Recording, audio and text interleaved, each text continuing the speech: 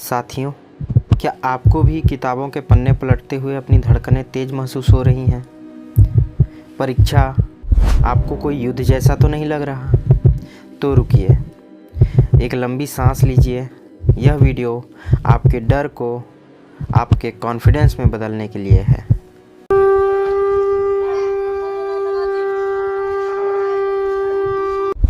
सबसे पहले बात कर लेते हैं विद्यार्थियों को जो अक्सर समस्या आती है कि परीक्षा से पहले उन्हें लगता है कि मैं सब कुछ भूल रहा हूँ, मुझे ऐसी कोई भी बात पढ़ी हुई अब याद ही नहीं, ऐसी वाली फीलिंग आने की। तो साथियों, परीक्षा से पहले हर विद्यार्थी को लगता है कि उसे कुछ याद नहीं।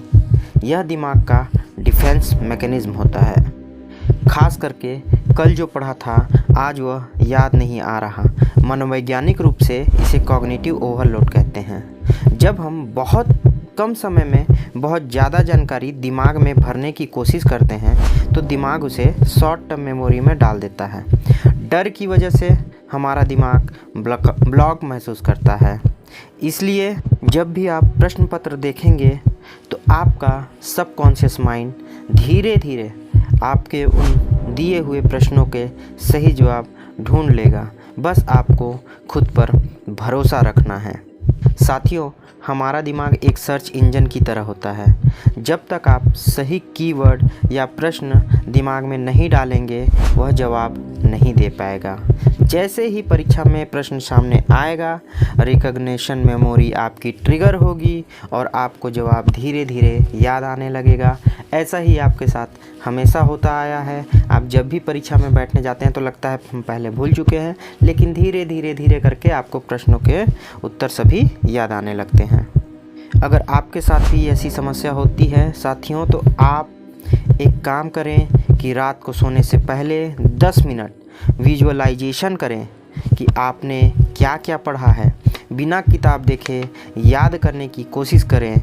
इसे एक्टिव रिकॉल कहते हैं। इससे आपको सारे चीज़ों के आपके दिमाग में छपनी चालू हो जाएंगी। दूसरी समस्या जो आपको आती होगी साथियों, वह है परीक्षा हॉल में कदम रखते ही हाथ पांव आपके ठंडे होने लगते हैं, या दिल की धड़कन बढ़ने लगती है, या सामान्य शारीरिक प्रतिक्रिया होती है जिसे टेक्स्ट एंजाइटी कहा जाता है। कभी कभी इसमें व्यक्ति को बार बार बाथरूम लगने जैसी समस्या भी होती है। ऐसी स्थिति तब आती है जब घबराहट में हमारा दिमाग फाइट या फ्लाइट मोड में चला जाता है। तो इसके लिए साथियों, आप 2 मिनट रूल ज़रूर अपनाएं। पेपर हाथ में आते ही आप लिखना शुरू करने की गलती कभी न करें। पहले 2 मिनट तक गहरी सांस लें। इससे शरीर में ऑक्सीजन दिमाग तक पहुंचेगी और सोचने की शक्ति आपकी धीरे धीरे बढ़ने लगेगी। घबराहट में शरीर में कॉर्टिसोल, जिसे हम स्ट्रेस हार्मोन के नाम से जानते हैं, जो तार्किक सोच को रोक देता है, वह बढ़ने लगता है। ऐसे में आसान सवाल भी हमको कठिन लगने लगते हैं। तो जैसा मैंने बताया कि इसके समाधान के लिए आपको क्या करना है कि आपको तुरंत लिखना नहीं है, पहले गहरी सांस लेना है।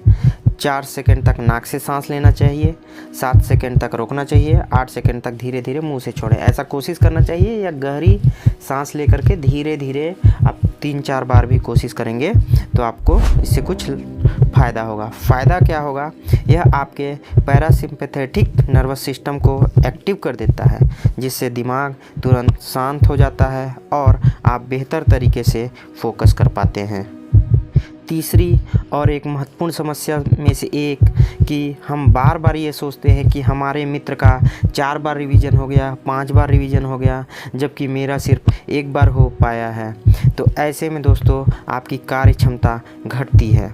खास करके ऐसा तब होता है जब हम व्हाट्सएप, फेसबुक या फ़ोन कॉल के दौरान हम अपने दोस्तों से बात करते हैं और पूछते हैं तुमने कितना पढ़ा है।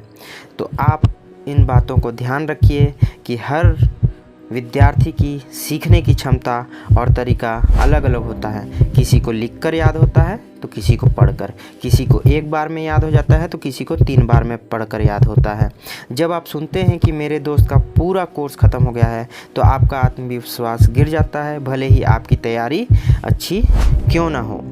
तो आपको ध्यान रखना है कि अपनी तुलना कभी किसी से नहीं करनी चाहिए। आपका मुकाबला सिर्फ आपके पिछले स्कोर से होता है, जो आपने पिछली परीक्षा में प्राप्त किया है। तो आपको चाहिए कि आप दूसरों से अपनी तुलना ना करें। ध्यान रखें कि दूसरों का पढ़ा हुआ चीज़ दूसरे 5 बार पढ़ें या 10 बार पढ़ें। दूसरों का रिवीजन आपके रिजल्ट को प्रभावित नहीं करेगा।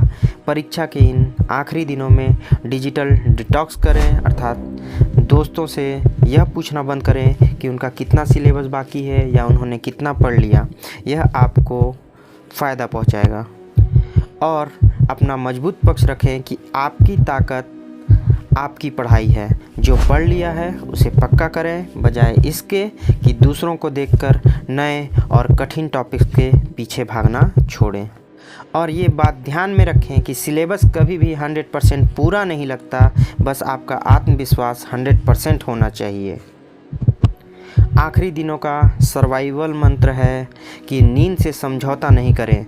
हमारा दिमाग एक बैटरी की तरह होता है, इसे आप चार्ज नींद नहीं देंगे तो यह परीक्षा हॉल में हैंग हो जाएगा। कम से कम 6 से 7 घंटे सोए, हल्का भोजन लें। ज़्यादा भारी खाना आपके शरीर में सुस्ती ला देता है। कोशिश करें कि हल्के फल और ड्राई फ्रूट्स को प्राथमिकता दें और एक्टिव रिकॉल पर ज़्यादा ध्यान दें। नई चीज़ों को परीक्षा के दौरान पढ़ने की कोशिश ना करें। इसके अलावा आप चाहें तो जो आपने पढ़ा है उसे ही बार बार पढ़ें। आपका दिमाग एक सुपर कंप्यूटर है, बस उसे घबराहट के वायरस से बचा कर रखना है दोस्तों। अब माता पिता आपसे भी एक संदेश मैं साझा करना चाहूँगा। आप अपने बच्चों पर नंबरों का बोझ न डालें। उन्हें बताएं कि उनका प्रयास उनके रिजल्ट से ज़्यादा महत्वपूर्ण है। घर का माहौल शांत और सकारात्मक बनाए रखें, क्योंकि आपको भी पता है मार्कशीट कागज़ का एक टुकड़ा है, लेकिन आपके बच्चे की मेहनत वह उसकी व्यक्तिगत पहचान है। तो सभी साथियों से मैं कहना चाहूँगा कि याद रखिए, ये परीक्षा आपकी पूरी ज़िंदगी का फैसला नहीं करेगी। यह सिर्फ एक सीढ़ी है। मुस्कुराते हुए जाइए, आपने मेहनत की है और आप सफल होंगे। All the best students. अगर आपको मेरी बातें अच्छी लगी हो तो इस वीडियो को ज़रूर लाइक करें, दोस्तों के साथ शेयर करें और चैनल को सब्सक्राइब करना ना भूलें।